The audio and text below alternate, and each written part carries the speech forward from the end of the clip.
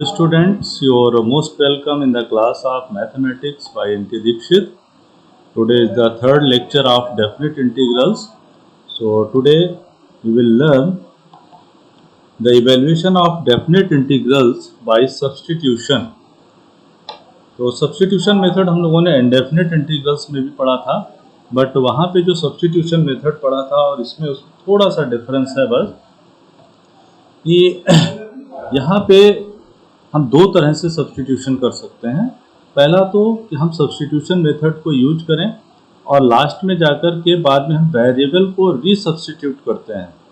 जैसे हमने x square को अगर टी मान लिया तो आंसर टी के टर्म्स में आ जाता है और लास्ट में जाकर के हमें टी को फिर से एक्स स्क्वायर के टर्म्स में कन्वर्ट करना पड़ता है। इस तरह से करके फिर हम अपर लिमिट और लोअर लिमिट को प्लेस कर सकते हैं।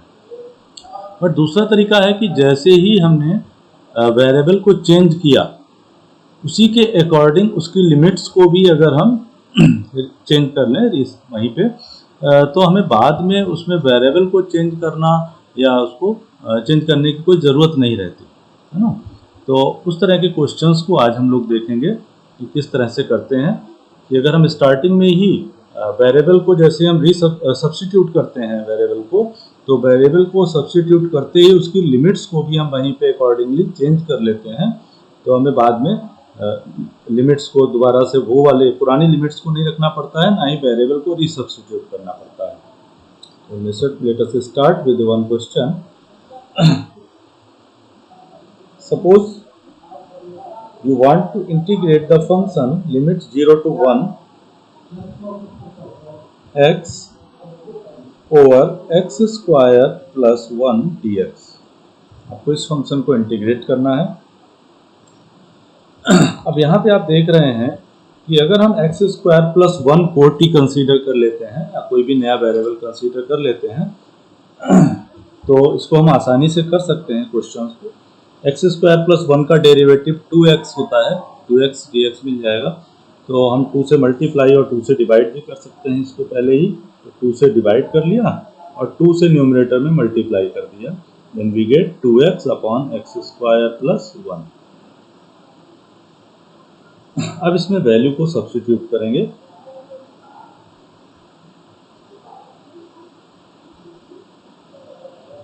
लेट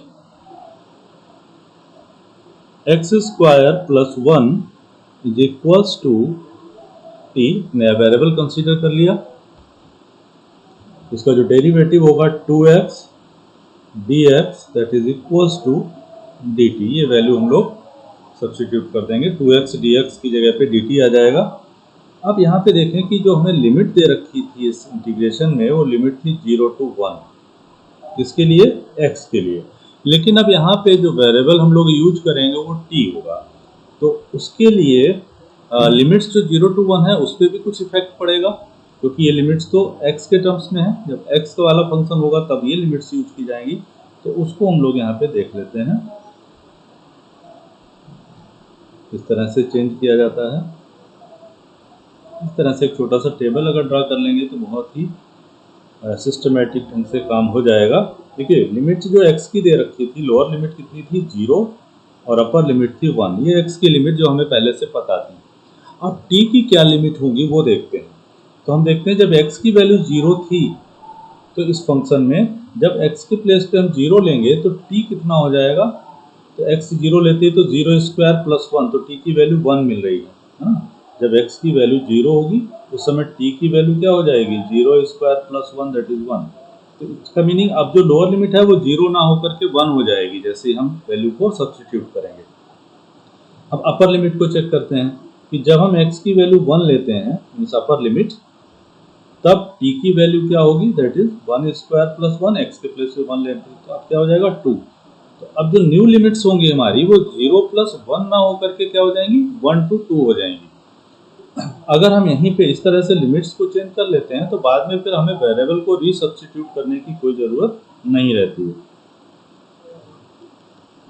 इसको इरेज कर देते हैं, इसकी रिक्वायरमेंट नहीं होगी। हम लोगों को जो न्यू लिमिट्स मिली थी तो कौन सी थी? Limit 1 to 2। अब देखिए जो क्वेश्चन था हमारा 1/2 integral of 0 to 1 2x upon x square plus 1 dx। तो जैसे ही हम वैल्यू सब्स्टिट्यूट करेंगे अब क्वेश्चन में कुछ इस तरह से हो जाएगा। लिमिट हो जाएगी 1 to 2, lower limit is 1, upper limit is 2, 2x dx that is dt and x square plus 1 that is t। देखिए 1 अपॉन t का इंटीग्रेशन आसानी से आप फाइंड कर सकते हैं, log t। देखिए अगर हम लोग लिमिट्स को यहाँ पे चेंज ना करते तो हमें यहाँ पे फिर से t की वैल्यू को रीसब्स्टिट्यूट करना पड़ता और t के प्लेस पे एक्स स्क्वायर प्लस 1 लेना होता है ना। लेकिन जैसे ही हमने यहाँ पे लिमिट्स को चेंज कर लिया, अब हमें वेरिएबल को चेंज करने की यानी रीसब्स्टिट्यूट करने की कोई जरूरत नहीं होगी, तो हम एक काम से बच जाएंगे। स्टार्टिंग में अगर मेहनत कर लेंगे तो लास्ट में हमें आराम होगा। तो चेक करते हैं, इसमें वैल्यू रख दीजिए, it is log 2 minus log of 1, so it is 1 by 2 log of 2 upon 1 that is 2। तो ये आंसर हो जाएगा।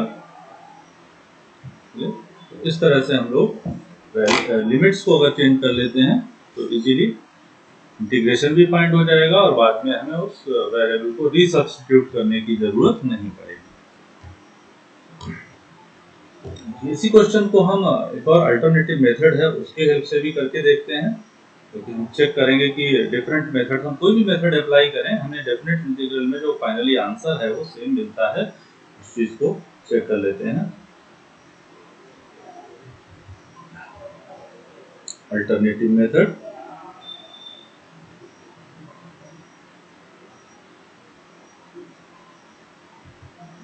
The integration limit with 0 to 1 x upon x square plus 1 dx। देखिए अभी हम लोगों ने ऊपर इसमें एक्स स्क्वायर प्लस 1 को t कंसीडर करके ये क्वेश्चन किया था, बहुत ही आसानी से सॉल्व कर दिया था। अब हम एक दूसरा सब्स्टिट्यूशन करके देखते हैं। Let x equals to tan theta.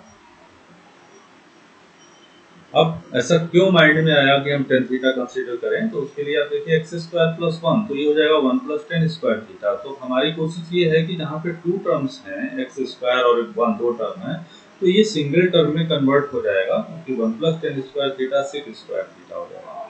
तो इस वजह से ये चीजें माइंड में आएंगी और मैंने इससे पहले बताया भी था कि किस तरह की फॉर्म होगी तो क्या सब्स्टिट्यूशन करने में सुटेबल होगा। अब x equal to tan theta होगा, then dx is equals to क्या हो जाएगा, differentiation of tan theta is sec square theta with g theta. But अभी जो आपको बताया कि जैसे ही हम वेरिएबल को चेंज करेंगे उसी के अकॉर्डिंग हमको लिमिट्स को भी चेंज करना पड़ेगा। तो देखते हैं लिमिट्स को कैसे चेंज करेंगे। यहाँ पे जो फंक्शन था x के टर्म में था, अब फंक्शन थीटा के टर्म्स में हो गया। जो वेरिएबल पहले x था अब न्यू वेरिएबल क्या है, थीटा है, थीटा के रिस्पेक्ट में इंटीग्रल होगा। तो x की लोअर लिमिट 0 थी और अपर लिमिट 1 थी। तो जब x की वैल्यू 0 होगी तो x की वैल्यू 0 होने पे tan थीटा हो जाएगा 0, क्योंकि x equal to tan theta है, और tan थीटा की वैल्यू 0 होगी tan थीटा इक्वल्स टू 0, तो इसकी लोअर लिमिट 0 हो गई। इसी तरह से जब x की वैल्यू 1 होगी तो tan थीटा 1 के इक्वल होगा, और tan थीटा 1 के इक्वल होगा तो आपको पता है कि थीटा की वैल्यू क्या होगी, tan theta equals to tan pi by 4। तो थीटा कितना हो गया, पाई बाई 4।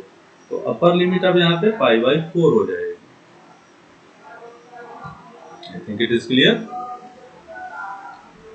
अब यहाँ पे सब्स्टिट्यूट करते हैं वैल्यूज को।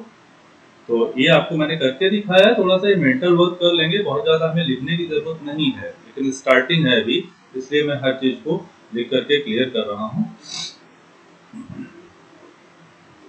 अब इसमें जब भी सब्स्टिट्यूट करेंगे तो अब हमारी जो लिमिट 0 to 1 थी वो लिमिट 0 to पाई बाई 4 हो जाएगी, और x के प्लेस पे आ जाएगा tan थीटा,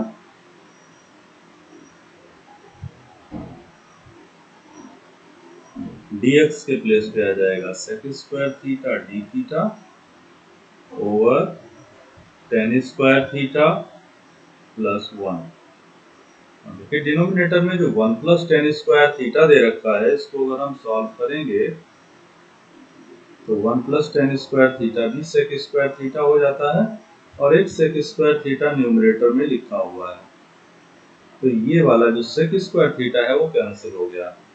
तो limit 0 to π/4 this tan theta. अब टेन थीटा का इंटीग्रेशन आपको पता है, 0 to π/4 integration of tan theta is, integration ही लिख देते हैं डायरेक्ट, टेन थीटा का इंटीग्रेशन होता है log of sec theta. Limits place कर दीजिए 0 to π/4, अपर लिमिट लिखेंगे यहाँ पे थीटा के प्लेस पे सेक π/4 माइनस लॉग ऑफ सेक 0, सेक π/4 की वैल्यू √2 होती है, यहाँ पे √2 आ जाएगा, and sec 0 is 1, so it is log of 1, so it is log of under root 2 upon 1, that is under root 2. log a minus log b क्या होता है, log a upon b, तो √2 upon 1 तो √2 ही रहेगा, तो हमें माइनस में log 1 लिखने की जरूरत नहीं है। अब चीज आपको बताई थी कि जब भी लॉगरिथमिक टर्म बन रहा हो तो यहाँ पे जो पावर होगी 2 raise to the power half है, तो हाफ जो 1/2 होगा वो कहाँ जाएगा, मल्टीप्लाई में आ जाएगा, तो we can write log 2 base e. तो देखिए जो पहले हम लोगों ने सॉल्व किया था तो हम लोगों को आंसर क्या मिला था, 1/2 log 2, और अभी भी वही आंसर मिल रहा है 1/2 log 2। तो मेथड डिफरेंट हो सकते हैं, सब्स्टिट्यूशन हम लोग डिफरेंट मेथड से कर सकते हैं, कभी ट्रिग्नोमेट्रिक सब्स्टिट्यूशन, कभी एल्जेब्रिक सब्स्टिट्यूशन, किसी भी तरह का सब्स्टिट्यूशन करें बट हमें रिजल्ट सेम मिलेगा। तीसरा मेथड ये भी है कि हम इसमें जो सब्स्टिट्यूशन कर रहे हैं उसके अकॉर्डिंग क्वेश्चन को सॉल्व कर डालें और फाइनली जो टी के टर्म्स में आंसर आएगा उसको फिर से एक्स स्क्वायर में कन्वर्ट करें, और एक्स स्क्वायर में कन्वर्ट करके फिर लिमिट हम एज इट इज जो 0 to 1 था उसको रखेंगे। तो वहाँ पे अगर हम लिमिट को चेंज नहीं करते हैं तब हमें लास्ट में वेरिएबल को रीसब्स्टिट्यूट करना पड़ता है, और अगर हम लिमिट्स को भी अकॉर्डिंगली चेंज कर लेते हैं तो वेरिएबल को रीसब्स्टिट्यूट करने की जरूरत नहीं होती है। तो अभी हम एक क्वेश्चन और देखते हैं जिससे कि और ये क्लियर हो जाए आपको। यस, तो क्वेश्चन नंबर 4 देखते हैं, इसमें गिवन है limit 0 to 2 x under root x plus 2। तो यहाँ पे जो अंडर रूट x प्लस 2 दिया हुआ है, थोड़ा सा इस पे अगर देखें कि क्या सब्स्टिट्यूशन करने से इजी हो जाएगा, तो क्योंकि रूट वाला टर्म दिया हुआ है तो अगर हम x प्लस 2 को t स्क्वायर कंसिडर करें तो एक तो जो स्क्वायर रूट है वो फिनिश हो जाएगा और क्वेश्चन थोड़ा सा इजी लगने लगेगा। तो देखते हैं ये सब्स्टिट्यूशन करके, let x plus 2 is equals to t square,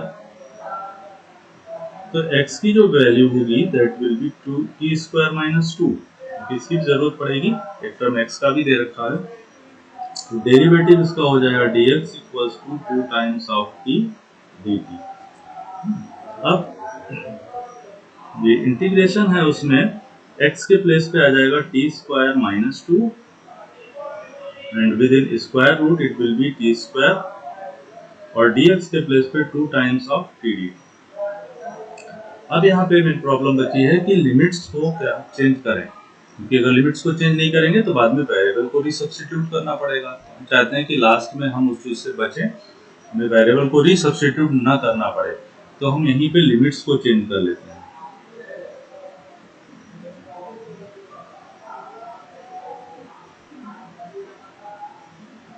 अब देखिए x की जो वैल्यू है, लिमिट्स हैं 0 to 2 है, और जो t की वैल्यू है that is under root x plus 2। तो जब हम x की वैल्यू 0 लेंगे, x की वैल्यू 0 लेने पे t की वैल्यू मिल जाएगी under root 2, 0 plus 2 within square root that is under root 2, और जब हम t की x की वैल्यू 2 लेंगे तो 2 plus 2 square root 2 plus 2 square root 4 that is 2, तो अपर लिमिट हमें 2 मिल जाएगी। तो यहाँ पे देख रहे हैं कि अपर लिमिट पे कोई इफेक्ट नहीं पड़ रहा है बट लोअर लिमिट चेंज हो रही है, तो यहाँ पे लिमिट्स हो जाएंगे अंडर रूट 2 to 2। अब under root two t square minus two, तो अंडर रूट टी स्क्वायर को भी हम टी लिख सकते हैं और जो टू कांस्टेंट है उसको हम आउटसाइड लिख सकते हैं। तो हमारे पास बचेगा T square minus two into to times of t square. तो टू को हमने आउटसाइड लिख लिया है, यहाँ पे लिखने की जरूरत नहीं है, तो ओनली टी बचेगा। तो हमारे पास क्या बचा, limit under root two two और टी स्क्वायर ब्रैकेट के आउटसाइड दिया है, t square into t square that is t raise to the power 4 minus two times of t square d t, ये बन गया। अब हम इसको इंटीग्रेट करते हैं, t raise to the power 4 इसका इंटीग्रेशन हो जाएगा t raise to the power 5 upon 5 minus two times t square का इंटीग्रेशन टी क्यूब अपॉन 3। तो limit under root two two. अब देखिए अपर लिमिट पहले सब्स्टिट्यूट करते हैं। अपर लिमिट को जब हम टी के प्लेस पर रखेंगे तो हमें मिलेगा two raise to the power 5 upon 5 minus two into two raise to the power 3 upon 3 minus, अब हम लोअर लिमिट को टी के प्लेस पे रखेंगे तो under root two raise to the power 5 divided by 5 minus two into under root two cube upon 3, इस तरह से। अब हम इसको सिंप्लीफाई कर लेंगे। देखिए two raise to the power 5 that is 32 upon 5 minus here two cube into two cube is 8 two just 16 by 3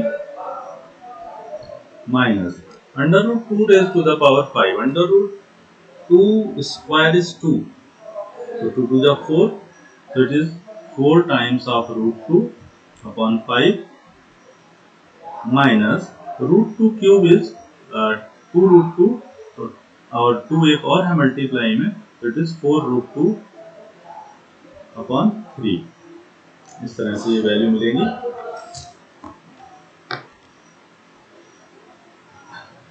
simplify करते हैं और तो यहाँ पे देखिए कि एलसीएम आपको मिल जाएगा 5 to 3 15, तो 3 into 32 that is 96 minus 5 80,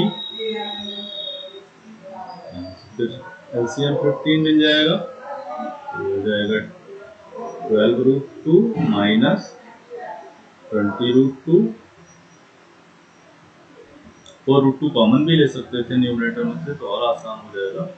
तो यहाँ पे बचेगा 16 अपॉन 15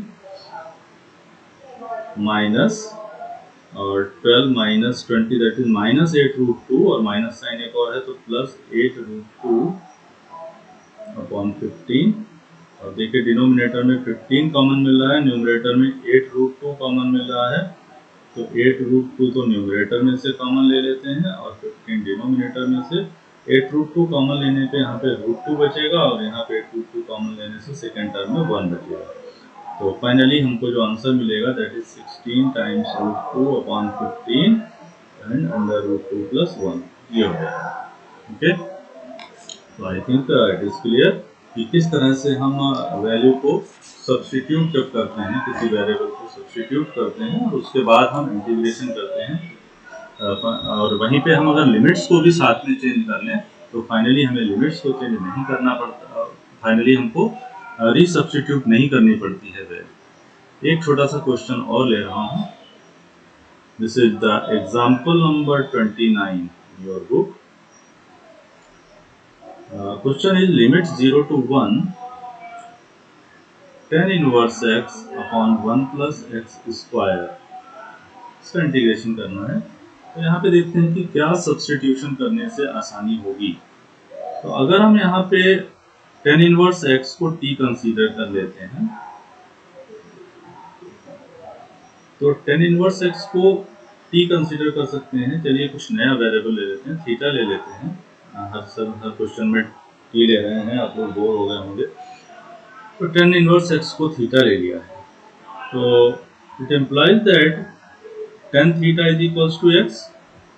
थोड़ा सा हेल्प ले लेते हैं इनवर्स ट्रिग्नोमेट्रिक फंक्शन की। अगर tan इनवर्स x थीटा के इक्वल है then tan theta is equals to x। तो जब x की वैल्यू हमें tan थीटा मिल रही है, या फिर हम यहाँ से डायरेक्ट डिफरेंशिएट कर सकते हैं इस फंक्शन को भी, tan inverse x equal to theta, तो tan इनवर्स x का डेरिवेटिव होगा 1/1 प्लस एक्स स्क्वायर dx, और किसके इक्वल हो जाएगा, d थीटा के इक्वल हो जाएगा। ठीक है, अब हम लोग इसको सब्स्टिट्यूट करते हैं वैल्यू को, तो हमको मिलेगा tan इनवर्स x के प्लेस पे थीटा हो जाएगा, और 1/1 प्लस एक्स स्क्वायर dx जितना बचा है उन सबकी जगह पे हो जाएगा थीटा, तो डिनोमिनेटर में कुछ भी नहीं बचेगा, तो थीटा इंटू डी थीटा हमारे पास आ जाएगा। लेकिन जो लिमिट्स दे रखी 0 to 1 वो x के टर्म्स में दे रखी है, अब हमें लिमिट्स चाहिए थीटा की, तो x थीटा, x की लिमिट्स है 0 to 1। अब जब x की वैल्यू 0 होगी तो देखते हैं यहाँ पे x इक्वल टू कितना निकाला हम लोगों ने, tan थीटा, यहाँ से देखें आप x इक्वल टू है tan थीटा, तो जब x की वैल्यू 0 होगी तो tan थीटा 0 होगा, और tan थीटा 0 कब होता है, जब थीटा की वैल्यू 0 हो। ऐसे ही जब x की वैल्यू 1 होगी तो tan थीटा 1 हो गया, tan थीटा की वैल्यू 1 कब होती है, जब थीटा की वैल्यू π/4 हो, इसका मतलब ये π/4 होना चाहिए। चेक कर सकते हैं कि थीटा की जगह 0 लेने पे x की वैल्यू 0 हो जाएगी, और थीटा की जगह π/4 लेने पे x की वैल्यू 1 हो जाएगी, तो जो लिमिट 0 to 1 थी अब लिमिट्स चेंज हो गई 0 to π/4 में। थीटा का इंटीग्रेशन थीटा के रिस्पेक्ट में करेंगे, that is theta square upon 2, जिस पे लिमिट्स अप्लाई कर देंगे 0 to 4, 1/2 तो कांस्टेंट है, उसको आप आउटसाइड लिख सकते हैं। अब यहाँ पे upper limit π/4 square minus 0 square, upper limit square minus lower limit square, तो थीटा स्क्वायर बचा था उसमें हमने वैल्यू रखा, तो pi square upon 16 minus 0 multiply हो जाएगा, तो पाई स्क्वायर अपॉन 32 ये आंसर। तो अब आपको 7.9 एक्सरसाइज आपका कंप्लीट हो जाना चाहिए। अब नेक्स्ट जो लास्ट एक्सरसाइज बची हुई है वो है प्रॉपर्टीज की हेल्प से डेफिनेट इंटीग्रल्स को कैसे सॉल्व करते हैं, और उससे एक लॉन्ग क्वेश्चन हर साल बोर्ड में पूछा जाता है, बहुत ही इंपॉर्टेंट क्वेश्चन है उसके, तो उसको हम लोग कवर करेंगे नेक्स्ट लेक्चर में।